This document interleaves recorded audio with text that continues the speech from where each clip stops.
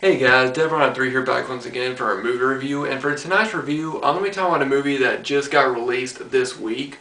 I don't normally like to do reviews on newer films that are just released, mostly because there's so many people that are already doing reviews of it. Usually if I want to do a review for a newer film, it's usually if the film was not released in theaters, and if it was just released maybe on Blu-ray DVD, which is the case for this one, or if it was released in theaters and it didn't get a lot of recognition, and I for one thing think that it deserves more. And this is the case with that movie. This movie was not released in theaters, which I'm really surprised of because ever since I heard about this movie, I've really wanted to see it. Mostly because I'm a big fan of both of the actors in this movie. But this film actually stars Jason Statham and James Franco, and I'm a huge fan of both of those actors. I've pretty much liked every single film that I've seen James Franco in, and almost every single film I've seen Jason Statham in. I'd have to say Crank 2 is probably the exception to that. But once I found out that both of them were going to be in it, I was kind of surprised that it wasn't going to be released to theaters because, having two of those actors, I mean, they're two still really big actors, and I figured a movie with both of them in it would get a lot of money in theaters. But it turns out, I don't know. But anyway, the film is called Homefront, and I picked it up Tuesday from Redbox, and I just popped it in, and I must say this was one of the best action films I've seen in a while. I really enjoyed this one. I want to go ahead and give a bit of description on the film. Basically, Jason Statham plays a character named Paul Broker, and he is a DEA agent. And in the beginning of the film, he is posing as a member of this biker gang. And in the first scene, you see him and his biker gang actually go into a meth lab. And basically there to, trying to buy some meth. And while they're in there, the DEA team comes in and, basically starts shooting up everybody or whatever. During that time, Jason Statham pulls out his gun and starts shooting. So the biker gang now knows that, of course, Jason Statham was basically an undercover cop. And while this is happening, one of the sons of one of the guys that is in the biker gang ends up getting shot and killed. And of course, he keeps yelling at Paul well, his name is Paul in the movie. Jason Statham's character, Paul. You got my son killed. You got my son killed, and basically he has sort of a grudge against him. Well, Jason's character, Paul, he doesn't think that the cops killed him, he doesn't think that they had a right to kill him because he didn't pull out his gun or anything.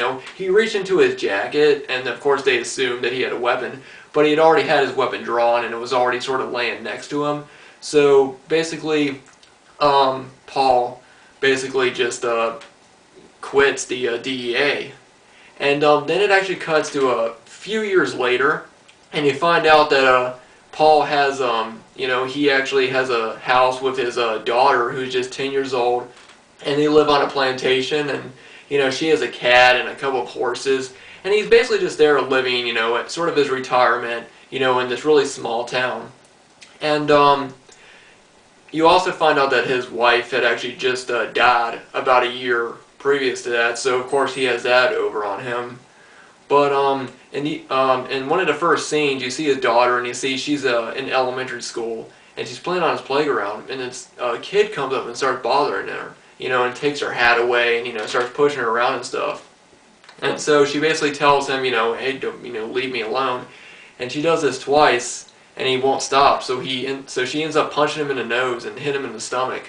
And the principal ends up seeing this happening, and of course, she's called up to the principal's office. Jason Statham's character is called up, saying, your daughter got into a fight. And that's when he meets the parents of the little boy that got beat up. And the mom is really just going at it on him, how can you raise your daughter to fight like this or whatever. And there's a police officer there, the sheriff is there, and they don't file any charges. But while they're outside of the school, the father ends up threatening Jason Statham's character, and so Jason, of course, defends himself and punches the guy a couple of times. And the officer, of course, sees it happen, but he knows that it was self-defense. So they both get off easy. Jason Statham, you can also tell that he kind of likes the principal of the school. He's talking to her a little bit. Well, after this happens, the parents of the boy that got beat up ends up going over to the mom's brother's house, who happens to be James Franco, and he plays this guy named Gator, who's just this over the top, kind of crazy guy who happens to be a meth dealer. That was one thing that kind of surprised me about the movie, was James Franco is playing a meth dealer. But, I guess, I don't know, he sold weed in Pineapple Express. Why not move up to meth in this movie? But, so she basically tells her, tells James Franco, hey, can you get some of your guys to come and scare him or whatever? And he goes, alright, yeah, sure. And, of course, he gives her some meth.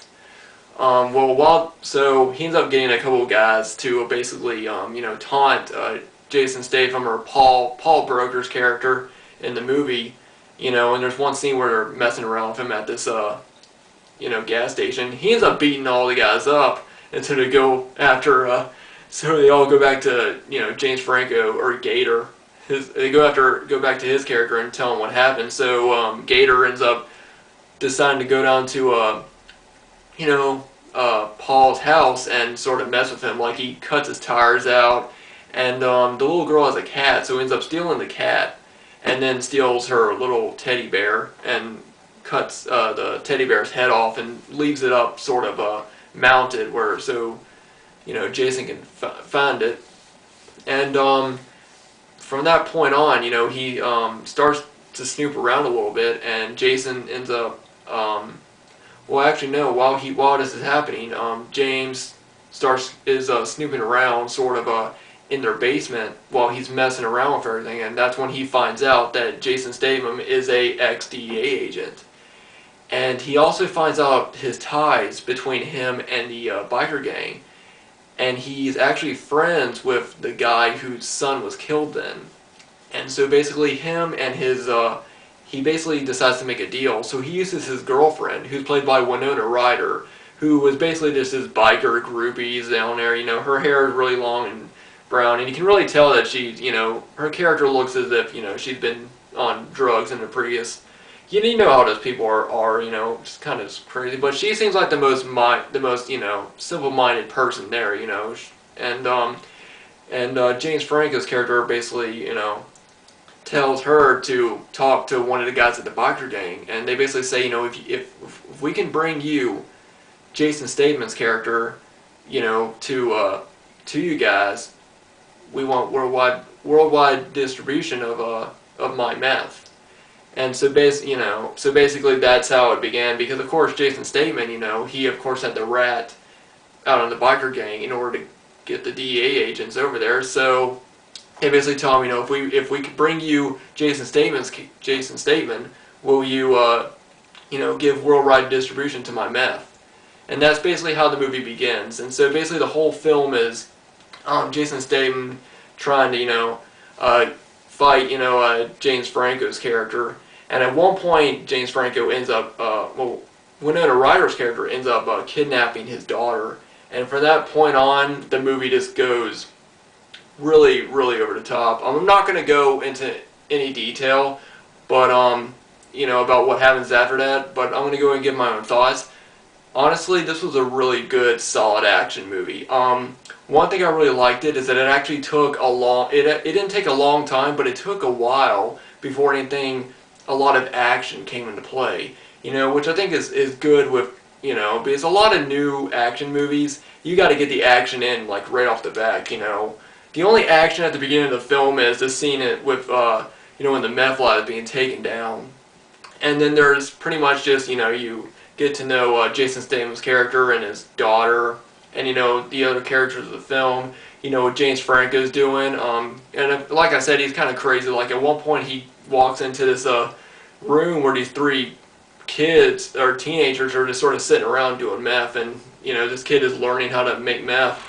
And so he hits the kid a couple of times with this 2x4 and, tells him, don't bring your meth around here, this is my town or whatever. And just, you know, he's just a crazy character. But yeah, and as far as the action goes, the action is pretty solid. Most of it is pretty realistic, which I liked. There's maybe one scene of action where you're like, yeah, that wouldn't have happened that way. But other than that, most of it's really realistic. Because usually in movies like this, the action will go over the top, and I don't think that this one does. I think it was the right amount of action. Plus, it also built a really good story. There's actually some scenes in it where you know, it shows you what's happening at one point, and then it cuts to something else. Like at one point, there's a scene where when James Franco's character is walking through his house, you'll see him there, and then there'll be cuts to Jason Statham and his daughter, you know, riding around on her horses, you know, and it's cut in a certain way where it goes from James Franco's down in the dark to light, and you know, on the plantation, and it's him and his daughter, which I kind of liked. One other cool thing about the movie is that the screenplay was actually written by Sylvester Stallone, which I did not know. And when I first heard it, I was like, oh, that's pretty good, you know, because this was actually a pretty good, well-written movie. I think that the acting was good, but I think that the lines could have been a bit better. Like, some of the lines in the movie were a bit unnecessary or whatever, but, you know, other than that, I thought it was a really good, well-written movie. I thought the action was really, really good. It built it up really, really well. You had believable characters. You know, the story, you know, you built up the story, you build up the characters, you get to know them, and then the action unfolds. You know, and I thought that was a really great way of doing it, because, you know, I think now for most action movies, people just want to see action, action, action. You know, and it's kind of rare to see a movie where it, you know, gives you a whole story, and then it throws you into the action. So for that, I really liked it. So can I recommend Homefront? Yes, I can. If you're a fan of, you know, Jason Statham and James Franco, I definitely recommend checking this movie out. I'm pretty sure it's on Netflix. It just got released Tuesday, and if you know, so I'm pretty sure it is. And if not, then Redbox it. You know, I definitely recommend picking it up if you're a fan of, you know, both those actors, and also just the whole movie, which is a really good one, really, really good, solid film. And like I said, definitely recommend it. If I could rate it anyway, I'd definitely give it 3.5, maybe 4 stars, because I was really, really impressed by this film. So yeah, that was my review for Homefront. If any of you guys have seen it, definitely let me know what you guys think about it, because I really think this movie deserves more recognition than what it's getting. Thanks for watching, thanks for subscribing, and I hope everybody has a great weekend. Later.